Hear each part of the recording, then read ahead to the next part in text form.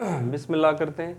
बिस्मिल्लाहिर्रहमानिर्रहीम। अच्छा, आज का जो टॉपिक है वो भी बोहर के पास्टुलेट में से एक पास्टुलेट है, एनर्जी ऑफ एन इलेक्ट्रॉन। इसको डिस्कस करने से पहले हमेशा हम थोड़ा सा बैकग्राउंड पढ़ते हैं। तो बोहर के मॉडल में हमने ये पढ़ा था, अगर ये आपके पास कोई एटम है और ये उसका इलेक्ट्रॉन है, तो आम कंडीशन पे ये इलेक्ट्रॉन न एनर्जी गेन करता है और न ये रिलीज करता है। मगर अगर आप इस एटम को एनर्जी दे दें तब ये एनर्जी एब्जॉर्ब करके ऊपर शेल में जाता है, और जितनी एनर्जी ये एब्जॉर्ब करता है और आप एनर्जी सोर्स हटा दें, यही इलेक्ट्रॉन वापस एनर्जी लूज करके अपने शेल में आता है। यही एनर्जी डिस्क्रीट है, मगर उस एनर्जी की वैल्यू क्या है अगर आप कंसिडर करें। पहला तो ये क्वेश्चन है, दोनों के दरमियान एनर्जी ट्रांजिशन का गैप क्या होगा, और नंबर 2, इस इलेक्ट्रॉन का इस पहले शेल में क्या एनर्जी है, या इस इलेक्ट्रॉन की इस दूसरे शेल में कौन सी या क्या एनर्जी है, और फिर इनका एनर्जी डिफरेंस कितना है कि E2 और -E1 के दरमियान कितना डिफरेंस है। तो इसका जवाब कैलकुलेट करने के लिए हम सबसे पहले इलेक्ट्रॉन की पार्टिकुलर शेल में एनर्जी कैलकुलेट करेंगे, और यहाँ भी हम कुछ पोस्टुलेट्स का हेल्प लेंगे और उससे हम इसकी कैलकुलेशन करेंगे। एक इम्पॉर्टेंट पॉइंट ये है, बात आपको बता दूं, बोहर के ये जितने भी कैलकुलेशंस हैं ये सारे थ्योरेटिकल कैलकुलेशंस हैं। उस ज़माने में इस पे कोई स्पेक्ट्रल एक्सपेरिमेंट्स नहीं किए गए कि आप प्रैक्टिकली किसी हाइड्रोजन एटम या दूसरे एटम की एनर्जी कैलकुलेट करें, लेकिन थ्योरेटिकल कैलकुलेशन इतनी करेक्ट है कि मौजूदा दौर की केमिस्ट्री या बोहर के बाद आने वाले साइंटिस्ट ने जब हाइड्रोजन के स्पेक्ट्रा पे काम किया है, तो जो एनर्जीज इन्होंने थ्योरेटिकली कैलकुलेट की हैं वो हमारे पास प्रैक्टिकली भी एग्जिस्ट करती हैं। तो इसलिए इस मॉडल के बहुत सारी चीज़ों पे आप इतराज़ कर सकते हैं, लेकिन फिर भी ये बुनियाद प्रोवाइड करता है मॉडर्न कंसेप्ट्स के लिए। अब भी जो इसके कैलकुलेशन है और मॉडर्न केमिस्ट्री के हैं उनमें थोड़ी बहुत डिफ्रेंसिएशन है, लेकिन ज़्यादा डिफ्रेंसिएशन नहीं है। तो हम कह सकते हैं कि वाकई में ये उस टाइम के लिहाज से एक अमेजिंग जो है वो डिस्कवरी है। अब देखिए, अगर यही इलेक्ट्रॉन आप कंसिडर करें कि ये इस शेल में घूमता है, तो इसकी जो टोटल एनर्जी है वो दो किस्म की एनर्जी का मजमुआ होगा। पहले तो ये इलेक्ट्रॉन अगर इस ऑर्बिट में घूमता है, इसका मतलब है इसमें मोशन है, और मोशन की वजह से इसमें काइनेटिक एनर्जी है। दूसरी बात, अब देखिए इलेक्ट्रॉन ये अगर कोई न्यूक्लियस है और सपोज यहाँ पे कोई इलेक्ट्रॉन इस एटम में नहीं है और इस पे पॉजिटिव चार्ज है, और ये कोई नेगेटिव इलेक्ट्रॉन है और इस पे नेगेटिव चार्ज है, मगर ये इलेक्ट्रॉन इस न्यूक्लियस के फील्ड में नहीं है। अगर इसी इलेक्ट्रॉन को हम नीचे लेकर आए, अब ये न्यूक्लियस इसको अट्रैक्ट नहीं कर पाता, लेकिन जैसे ही हम यहाँ लेकर आते हैं तब ये न्यूक्लियस इसको अट्रैक्ट करना शुरू कर देता है, स्टार्ट कर देता है। तो यहाँ से इलेक्ट्रॉन यहाँ तक लाने के लिए हम इस इलेक्ट्रॉन पे कुछ वर्क डन करते हैं, और उसी वर्क डन के नतीजे में ये इलेक्ट्रॉन इस न्यूक्लियस के फील्ड में अब आ गया है। अब ये न्यूक्लियस इसको अट्रैक्ट कर सकता है। तो अगर हमने इसके ऊपर वर्क डन की है, इसका मतलब ये है कि हमने फोर्स अप्लाई की है और इसमें पोटेंशियल स्टोर की है। तो लिहाजा काइनेटिक एनर्जी के बाद इस इलेक्ट्रॉन में कौन सी एनर्जी स्टोर है? पोटेंशियल एनर्जी स्टोर है। अब देखिए, अगर इसी इलेक्ट्रॉन को आपने वापस इस फील्ड से बाहर निकालना है, तो जितनी पोटेंशियल एनर्जी इसमें स्टोर है उतनी एनर्जी दे दे, ये वापस अपने शेल से बाहर चला जाएगा। तो इन शॉर्ट हमारे पास दो एनर्जीज है जो इस इलेक्ट्रॉन को ऑपरेट करती। अब देखिए, अगर इसकी एग्जांपल आप किसी मैग्नेट के ले लें, ये सपोज आपके पास कोई मैग्नेट है और ये आयरन का टुकड़ा है।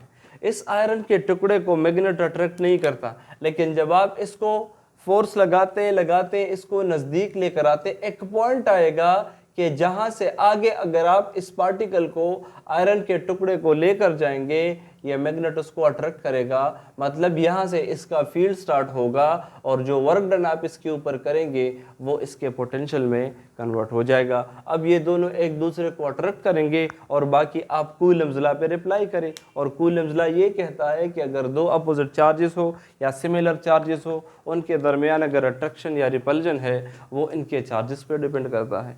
तो यहाँ भी इस इलेक्ट्रॉन और न्यूक्लियस के दरमियान जो फील्ड है कोलम्बिक फील्ड, वो दोनों के पेयर चार्जेस पे डिपेंड करेगा, लेकिन उस पर वर्क डन होगा तब जाके ये इस शेल में अंदर आएगा। तो इसलिए इसको प्रूव करने के लिए हमने कंसिडर किया है कि इलेक्ट्रॉन एक शेल में रिवॉल्व करता है, जब रिवॉल्व करता है उसमें काइनेटिक और पोटेंशियल एनर्जी स्टोर है, तो लिहाजा total energy is equal to kinetic energy और प्लस पोटेंशियल एनर्जी। अब इलेक्ट्रॉन की जो काइनेटिक एनर्जी मोशन की वजह से है that is equal to half mv², और जो पोटेंशियल एनर्जी है वो बराबर है work done into distance covered. अब इसके ऊपर आप वर्क डन करते हैं ना, और ये क्या कवर करेगा, डिस्टेंस कवर करेगा, तब जाके ये न्यूक्लियस के फील्ड के अंदर आएगा। अब देखिए ये एक माइक्रोस्कोपिक सिस्टम है, तो यहाँ पे जो वर्क डन है वो आम वर्क डन की तरह नहीं है। देखिए आम कंडीशन में जब हम पोटेंशियल एनर्जी कैलकुलेट करते हैं वो बराबर होता है वर्क इनटू डिस्टेंस कवर, तो उधर वर्क बराबर होता है mg और r बराबर होता है h के या सिंपली डिस्टेंस के r के। सपोज ये एक बॉडी है और आप इसको ऊपर लेकर जाते हैं, तो आप क्या करते हैं, इसका अपना मास है और ये ग्रेविटी में आप किसी हाइट पे लेकर चले जाते हैं, तीनों को जब मल्टीप्लाई करते हैं आपको क्या मिलता है, आपको मिलती है उसकी पोटेंशियल एनर्जी। लेकिन ये अब एक माइक्रोस्कोपिक सिस्टम है जो न्यूक्लियस के न्यूक्लियर फील्ड के जेरे असर है, तो यहाँ पे जो वर्क डन है वो बराबर है W मल्टीप्लाई बाई R, मगर यहाँ पे ये जो W है that is equal to -ZE² divide by 4 pi E0R²। ये कूलम लॉ से आया है, बोहर के एक पोस्टुलेट से, इस W की वैल्यू। तो यहाँ W की वैल्यू mgh नहीं है, यहाँ W की वैल्यू है -ZE² divide by 4 pi E0R², और ये R दूसरा अपनी जगह, तो ये अपनी जगह लगा ले। तो देखिए इसलिए मैंने सिंप्लिसिटी के लिए W के बजाय ये वैल्यू लगाई है। अब देखिए यहाँ स्क्वायर है और यहाँ R है, ये दोनों तो कैंसिल हो जाएंगे, so potential energy is equal to -ZE² divide by 4 pi E0, और R का स्क्वायर कैंसिल हो जाता है तो सिर्फ R। अब आप क्या करें, इसकी काइनेटिक एनर्जी और पोटेंशियल एनर्जी को इक्वेशन 1 में पुट करें, तो काइनेटिक एनर्जी बराबर है हाफ mv² के, और प्लस पोटेंशियल एनर्जी बराबर है, चूँकि यहाँ माइनस है तो plus -ZE² divide by 4 pi E0R। अच्छा ये जो नेगेटिव साइन है इसको बाद में एक्सप्लेन करेंगे, लेकिन थोड़ा सा आप यहाँ याद रखिएगा। अब देखिए इसको भूल जाए कि पोटेंशियल एनर्जी किस तरह कैलकुलेट करेंगे, कैसे कैलकुलेट करेंगे वो भूल जाए। अगर आपके पास एक इलेक्ट्रॉन है और आप उस पर वर्क डन करके उसको न्यूक्लियर के फील्ड में लेकर आते हैं, अब दोबारा अगर आपने इलेक्ट्रॉन रिलीज करना है तो एनर्जी देंगे या वो खुद एनर्जी देगा। जब आप इस इलेक्ट्रॉन को इस न्यूक्लियस फील्ड से वापस बाहर निकालते हैं तो क्या करेंगे, वर्क डन एनर्जी देंगे, जो एनर्जी आपने पहले दी है अब उसके अपोजिट अमाउंट में आपने एनर्जी देनी है ताकि ये इलेक्ट्रॉन इस न्यूक्लियस के फील्ड से आज़ाद हो सके, बाहर निकल सके। तो वो एनर्जी आप देते हैं उसकी वैल्यू पॉजिटिव में है, लेकिन जो एनर्जी इसके अंदर आपने स्टोर की है इसको कहते हैं नेगेटिव पोटेंशियल। इसको क्या कहते हैं, नेगेटिव पोटेंशियल। नेगेटिव पोटेंशियल इसको क्या कहते हैं, नेगेटिव पोटेंशियल। और इसकी एक इम्पॉर्टेंट पॉइंट वैसे भी आगे जाके हम इसको एक्सप्लेन करेंगे, आपने फिजिक्स में भी इस नेगेटिव पोटेंशियल का जिक्र सुना होगा। वहाँ पे भी हम ऐसे करते हैं कि एक पार्टिकल को कंसिडर करते हैं और वहाँ से उस पार्टिकल की, अब इस तरह फिजिक्स में भी आप कंसिडर करते हैं, इसको नेगेटिव वर्क फील्ड भी कहते हैं। अब देखिए ये सपोज आपका ये न्यूक्लियस है और ये सपोज आपका इलेक्ट्रॉन है, एक दूसरे को अट्रैक्ट नहीं करता, लेकिन आप वर्क डन करते हैं तो ये डिस्टेंस कवर करना शुरू कर देता है और एक पॉइंट आता है जहां से ये अट्रैक्शन स्टार्ट करता है। क्या करता है? तो हम कंसिडर करते हैं जब दो पार्टिकल एक दूसरे को आपस में अट्रैक्ट करते हैं, दे रिलीज एनर्जी। वो क्या करते हैं? एनर्जी रिलीज करते हैं। अब इधर देखिए, इस कायनात में जब इस एटम की क्रिएशन हुई है तो इस इलेक्ट्रॉन पे वर्क डन अप्लाई हुआ है और इसने डिस्टेंस कवर की है, और जैसे ही इसकी क्रिएशन हुई है, जैसे ही ये इलेक्ट्रॉन इस न्यूक्लियर फील्ड में आया है, तो इस अट्रैक्शन की वजह से इसने एनर्जी रिलीज की है। तो साइंस में जो चीज़ें एनर्जी रिलीज करते हैं उसे हम नेगेटिव में कंसिडर करते हैं। इस पॉइंट की समझ आती है?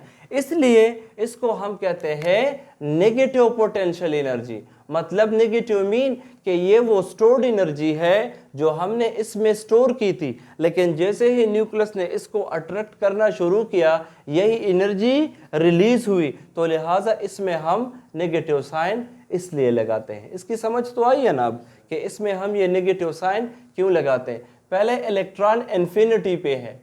इन्फिनिटी से मुराद इलेक्ट्रॉन न्यूक्लियर फील्ड के असर ज़ेरे असर नहीं है, लेकिन जैसे ही आप इसको इस फील्ड के अंदर लेकर आएंगे तो ये एनर्जी रिलीज करेगा, तब जाके इस पोटेंशियल को हम नेगेटिव पोटेंशियल कंसिडर करते हैं। तो देखिए इस इक्वेशन को इस अब ऐसे लेके, अब देखिए काइनेटिक एनर्जी अपनी जगह और plus into minus minus z² divide by 4πE0 अपनी जगह। अब हम क्या करेंगे? अब इक्वेशन बहुत सिंपल है। हम यहाँ पे mv² की वैल्यू को सब्सटीट्यूट करेंगे, रिप्लेस करेंगे, ताकि एक जनरलाइज इक्वेशन बन सके, एक सिंपल इक्वेशन बन सके, जहाँ से हम हर शेल के लिए एनर्जी कैलकुलेट करें।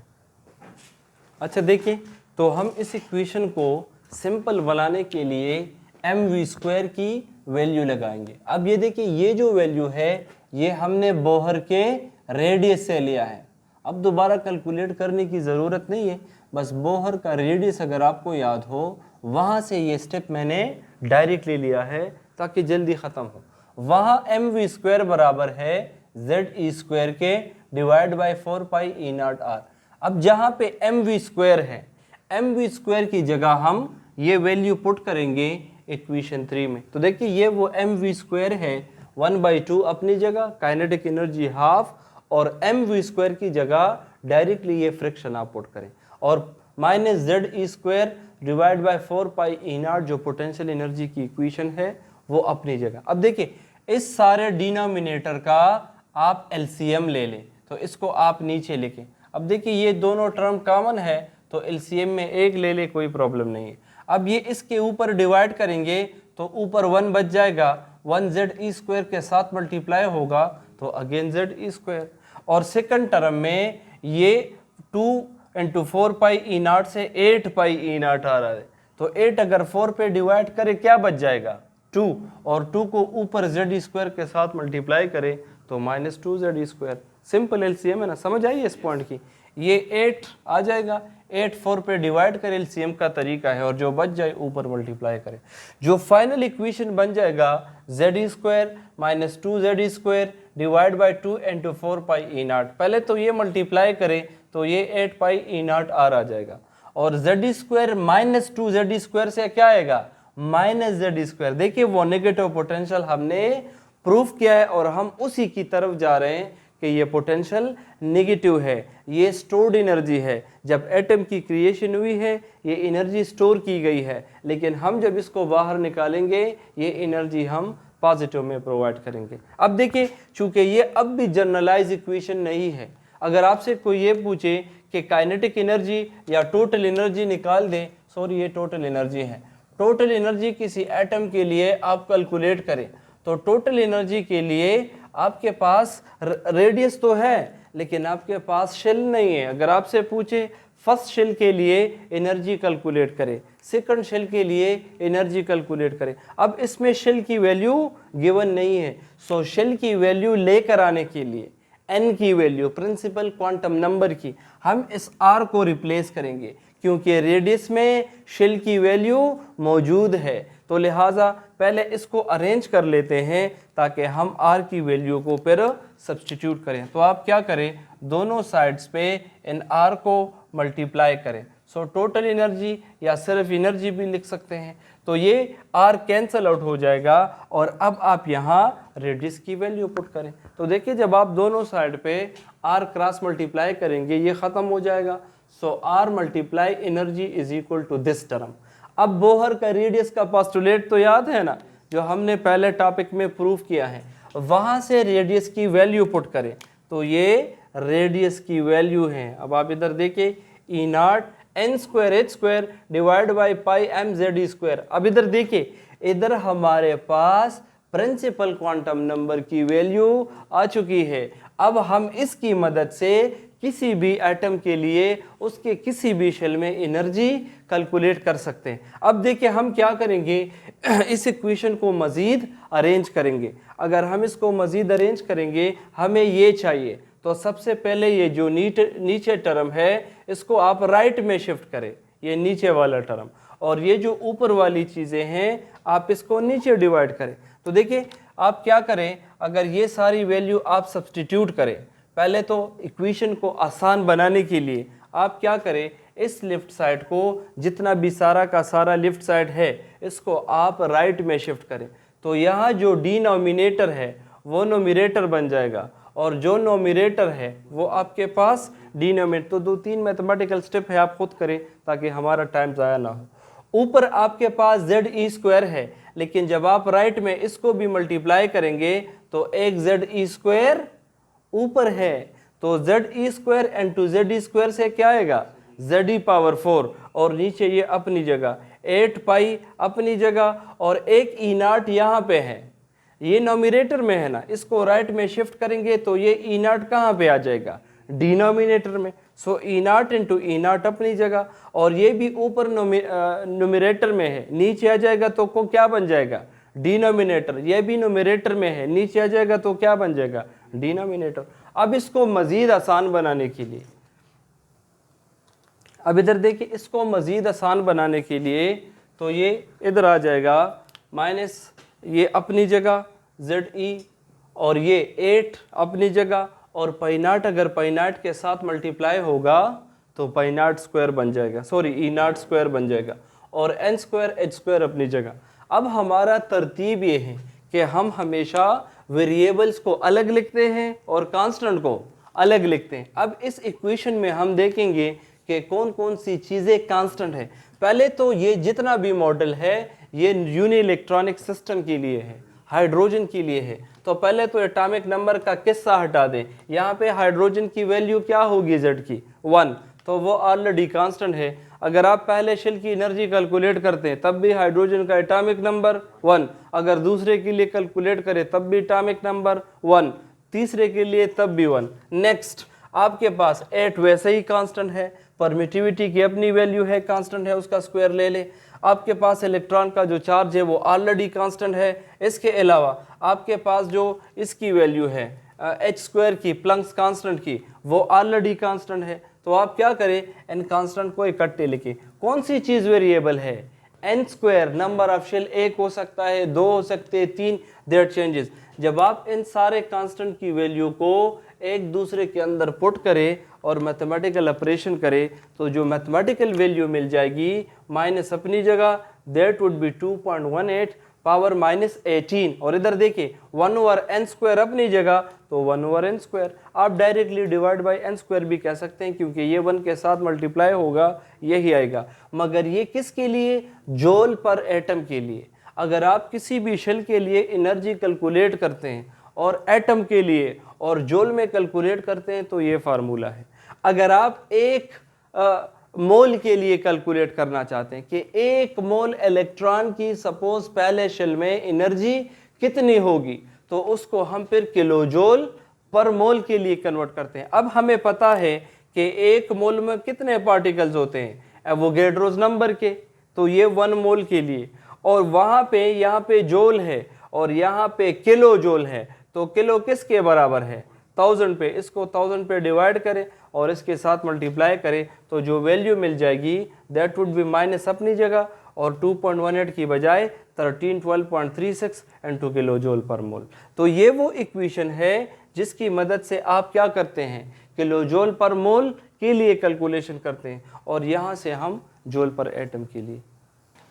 अब देखें, अगर आप एनर्जी कैलकुलेशन करते हैं तो जो लास्ट टू इक्वेशंस हैं, आप जूल पर एटम के लिए या किलो जूल पर एटम के लिए इसकी कैलकुलेशन करें। अगर आपसे कोई ये पूछे कि आप पहले शेल की एनर्जी कैलकुलेट करें, सपोज ये एक एटम है और इसके अंदर इलेक्ट्रॉन है, वो या पहले शेल में है, दूसरे में है, तीसरे में है, जो भी है, आपसे पूछे कि पहले शेल के लिए E1 कैलकुलेट करें, तो जब आप E1 कैलकुलेट करेंगे n की वैल्यू क्या पुट करेंगे 1, तो जूल पर एटम के लिए अगर आप कैलकुलेट करते हैं सो E1 इज इक्वल टू -2.18 और ये -18 और डिवाइड बाय n स्क्वायर, तो n स्क्वायर की जगह कौन सा स्क्वायर 1 का स्क्वायर।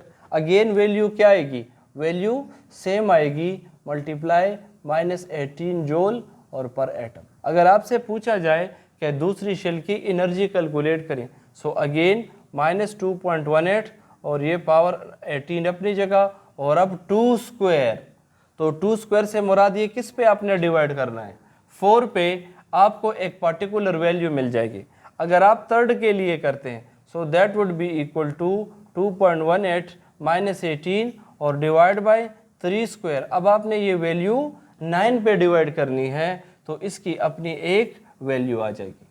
अब देखिए, आपसे एक क्वेश्चन है, क्वेश्चन ये है पहले शेल की एनर्जी ज़्यादा होगी, दूसरे की ज़्यादा होगी, या तीसरे की ज़्यादा होगी, या चौथे की ज़्यादा होगी, तो क्या ख्याल है किसकी ज़्यादा होगी।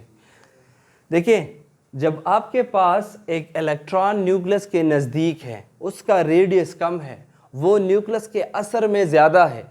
जब इलेक्ट्रॉन न्यूक्लियस से दूर है, उसका जो लेवल है न्यूक्लियस से दूर है, वो न्यूक्लियस के कम असर में है, उसमें एनर्जी ज़्यादा है। अब जब आपके पास नेक्स्ट इलेक्ट्रॉन है, वो न्यूक्लियस से और भी ज़्यादा दूर है, तो न्यूक्लियर का पावर और भी कम है, उसमें अपनी एनर्जी और भी ज़्यादा है, और जो और सबसे ज़्यादा दूर है वो न्यूक्लियस से ज़्यादा दूर होने की वजह से उसकी एनर्जी ज़्यादा है। तो पहला टेक्निकल पॉइंट, जब आपका शेल नंबर बढ़ता है उससे उसकी एनर्जी बढ़ती है। अब देखिए, अगर आप घर में जाके कैलकुलेट करें, इसकी वैल्यू है -2.18, अब ज़रा इसको 4 पे डिवाइड करें कि क्या वैल्यू आती है।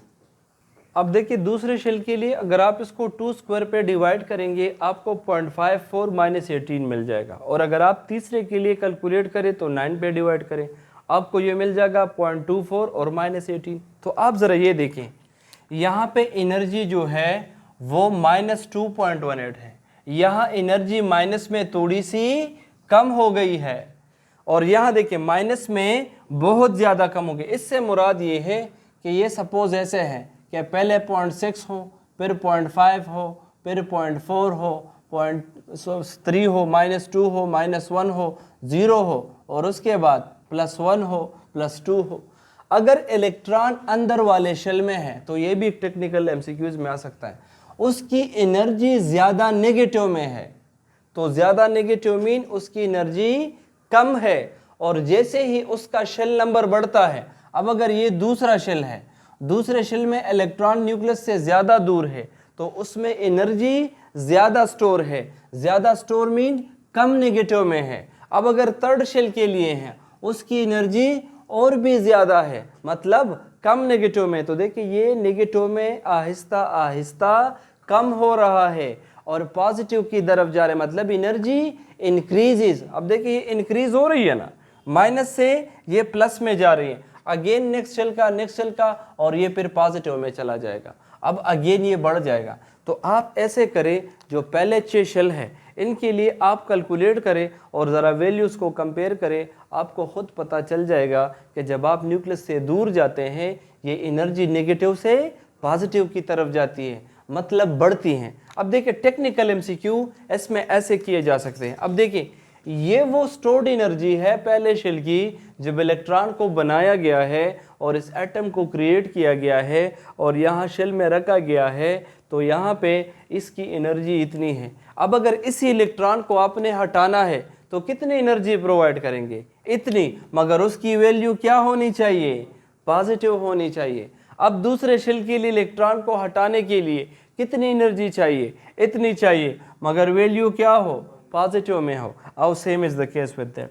अब यही एनर्जी अगर आपने किलो जूल पर मोल के लिए कैलकुलेट करनी है तो आपसे पूछा जा सकता है थर्ड शेल के लिए एनर्जी कैलकुलेट करें, इनकी वैल्यू 3 कैलकुलेट करें, लेकिन 1 मोल सैंपल के लिए। तो अगेन फार्मूला क्या है, E3 will be equal to ये वाला फार्मूला आप अप्लाई करें, -1312.36, ठीक है, और डिवाइड बाय n स्क्वायर की जगह क्या आएगा 3 स्क्वायर। तो ये जो भी वैल्यू है 1312.36 को आप 9 पे डिवाइड करें, ये आपको वैल्यू मिल जाएगी। और ट्रेंड जो है आपको ये सेम ट्रेंड मिल जाएगा, ये 1.47 पॉइंट समथिंग है।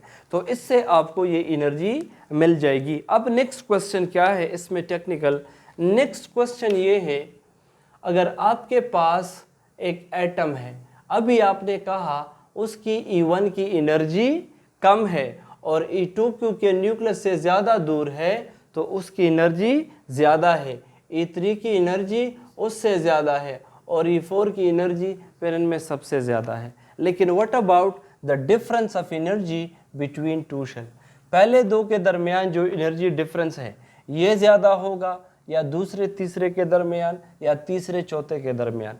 तो लास्ट टाइम हमने रेडियस में एक इफेक्ट पढ़ा था और वो ये था कि जब इलेक्ट्रॉन न्यूक्लियस से दूर जाता है उसका रेडियस बढ़ता है और उसका डिफरेंस भी बढ़ता है। लेकिन यहाँ ये ट्रेंड उलट है, जब आप न्यूक्लियस से दूर जाते हैं तो रेडियस बढ़ता है, रेडियस बढ़ने से एनर्जी बढ़ती है।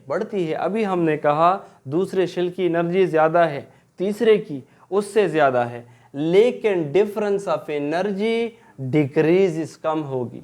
इसका ये मतलब है पहले दो शेल्स के दरमियान एनर्जी गैप ये वाला ये ज़्यादा होगा, फिर तीसरे और दूसरे के दरमियान ये जो गैप होगा ये कम होगा और फिर तीसरे और चौथे के दरमियान जो गैप होगा वो सबसे कम होगा। तो कभी कभार सिंबॉलिकल क्वेश्चन भी आते हैं, इनमें से कौन सा डायग्राम ठीक है, कौन सा डायग्राम वैलिड है, तो वो वाला डायग्राम वैलिड होगा जहाँ पहले शेल्स के दरमियान गैप ज़्यादा हो और फिर रिस्पेक्टिवली ये गैप कम होता जा सके। अब देखिए इसके लिए आप क्या करेंगे, अभी उधर हम टेक्निकली इसको डिस्कस करेंगे। अच्छा तो देखिए, तो टेक्निकल पॉइंट्स ये है कि जब नंबर ऑफ शेल इंक्रीज होंगे एनर्जी बढ़ेगी। तो अगर आपसे ऐसे क्वेश्चन किया जाए कि इनमें से कौन सा ठीक होगा, चौथे शेल की एनर्जी तीसरे से ज़्यादा है तीसरे के दूसरे से, या चौथे की कम है तीसरे से या दूसरे से, तो पहला टेक्निकल पॉइंट करेक्ट है क्योंकि जितना हम दूर जाते हैं एनर्जी इंक्रीजेस मगर इसका डिफरेंस डिक्रीजेस। इसका मतलब ये है कि अगर आपके पास दो कंसेक्यूटिव शेल है और आप ऊपर जाते हैं तो डायग्रामेटिकली भी देख लें, पहले दो के दरमियान एनर्जी गैप ज़्यादा है, फिर कम और फिर सबसे कम। सो E4 और E3 की जो एनर्जी गैप है वो सबसे कम होगी, किससे, E3 E2 से, और वो कम है E2 E1 से। मतलब पहले दो के दरमियान जो गैप है वो ज़्यादा है एनर्जी का, फिर कम है और फिर अगेन ये सबसे कम है। अगर ज़्यादा टेक्निकल क्वेश्चन पूछा जाए तो आपसे पूछा जाएगा कि एक इलेक्ट्रॉन है जो कि इन्फिनिटी पे है, इन्फिनिटी से मुराद ये है कि ये न्यूक्लियस है और कोई इलेक्ट्रॉन है जो कि न्यूक्लियस के न्यूक्लियर फील्ड के ज़ेर असर नहीं है, इसकी पोटेंशियल एनर्जी या पोटेंशियल छोड़ दे, इसकी एनर्जी क्या होगी? आपका क्या जवाब होना चाहिए? अगर कोई इलेक्ट्रॉन है और वो न्यूक्लियस के फील्ड में नहीं है तो उसकी एनर्जी क्या होगी? तो देखिए इसकी एनर्जी ज़ीरो होगी। एनर्जी तब इसकी होगी जब आप इसके ऊपर वर्क डन करें, ये कुछ फासला तय करें और ये न्यूक्लियस के ज़ेरे असर आ जाए, अब इस इलेक्ट्रॉन की एनर्जी है। अगर वो इन्फिनिटी पे है, न्यूक्लियर का कोई असर नहीं है, तो वहाँ इसकी एनर्जी ज़ीरो है। और मैथमेटिकली भी आप कैलकुलेट कर सकते हैं, दैट इज़ इक्वल टू 1312.36 और n स्क्वायर की जगह इन्फिनिटी स्क्वायर, तो इससे जवाब आएगा 0। अब एक और भी क्वेश्चन कभी कभार किया जाता है, एक इलेक्ट्रॉन है और वो आपके पास किसी इनफाइनाइट जगह पे पड़ा है, उसकी रेडियस क्या होगी? रेडियस क्या होगा? ये एटम है और इलेक्ट्रॉन कहीं दूर पड़ा है, तो इसका रेडियस क्या है? तो मैंने बताया था, इससे पहले एक और पॉइंट याद आ गया है, अगर आपसे पूछा जाए कि the number of shell in an atom, so मैंने कहा था इनफाइनाइट, नंबर ऑफ शेल्स क्या है, इनफाइनाइट है। अब अगर कोई इलेक्ट्रॉन है जो 1,00,000 शेल में न्यूक्लियस से दूर पड़ा है, इतना दूर पड़ा है कि जहाँ पे न्यूक्लियस का इफेक्टिव पावर नहीं है, तो वहाँ उसका रेडियस क्या होगा, तो उसका रेडियस होगा इनफाइनाइट, क्योंकि वो बहुत दूर है, हमें पता नहीं है कि उसका रेडियस क्या है। ओवरऑल इस टॉपिक में एक टेक्निकल पॉइंट बाकी है जो अभी डिस्कस करते हैं। अब देखिए, ये जो इक्वेशन है, मैं बार बार बता रहा हूँ, ये हाइड्रोजन के लिए है। किसके लिए है, तो ऑब्वियस बात है कि यहाँ हम एटॉमिक नंबर 1 लगाते हैं। अगर आपसे पूछा जाए कि the same equation for helium, helium के लिए इस एनर्जी का इक्वेशन क्या होना चाहिए, तो देखिए बस बाकी इक्वेशन सेम है, लेकिन Z के बजाय यहाँ पे एटॉमिक नंबर 2 होना चाहिए, और नीचे आपके पास 8π0² n² h² होना चाहिए। और कभी कभार ये ऐसे भी दिया जाता है 1/4 E0 n² और ये h², तो 1/4 भी ठीक है, क्योंकि 2 4 पे डिवाइड, तो ऐसा नहीं है कि आप कहें कि बस ये वाला ठीक है, नहीं, ये हाइड्रोजन के लिए है। डिफरेंट एलिमेंट्स के लिए Z की वैल्यू आप क्या करें, आप Z की वैल्यू डिफरेंट पुट करें। अगर सेम क्वेश्चन हीलियम के लिए हो और आपसे पूछा जाए कि एनर्जी की इक्वेशन आप हीलियम के लिए कैलकुलेट करें अगर शेल की तादाद 2 हो, तो बहुत सिंपल है, सेम इक्वेशन है, बाकी चीज़ें अपनी जगह, Z के बजाय 2, 8 अपनी जगह, E0² अपनी जगह, मगर n² के बजाय 2² और h² अपनी जगह, तो ऊपर 2 अपनी जगह -2 और बाकी का जो भी है, नीचे 8πE0² और 2 का स्क्वायर लेंगे तो क्या आएगा, 4h²। इसका जवाब ये भी है, इसका जवाब ये भी है, -2 अपनी जगह और 8 को 4 से मल्टीप्लाई करें तो 32 आएगा ना, और बाकी कांस्टेंट, तो ये भी पॉसिबल है और ये भी पॉसिबल है, -1/16। तो फिर आप कोशिश करें, ऐसे क्वेश्चन में पूछते हैं which of the following is not possible, तो ये भी गिवन होगा, ये भी, ये तीनों पॉसिबल है, और जो अपोजिट वैल्यू होगी वो पॉसिबल नहीं होगी। तो हद से ज़्यादा अगर टेक्निकल क्वेश्चन करेंगे तो इससे करेंगे। और दूसरे रेशो के, जिस तरह मैंने रेडियस में कैलकुलेट किए हैं, वो आप दोबारा देख लें कि the ratio of energy between first shell and second shell कितनी होगी, सेकंड एंड थर्ड कितनी होगी, तो वो आप रेडियस वाली वीडियो देख लें, वहाँ से आप दोबारा करें। इसके साथ ये लेक्चर ख़त्म हो जाता है।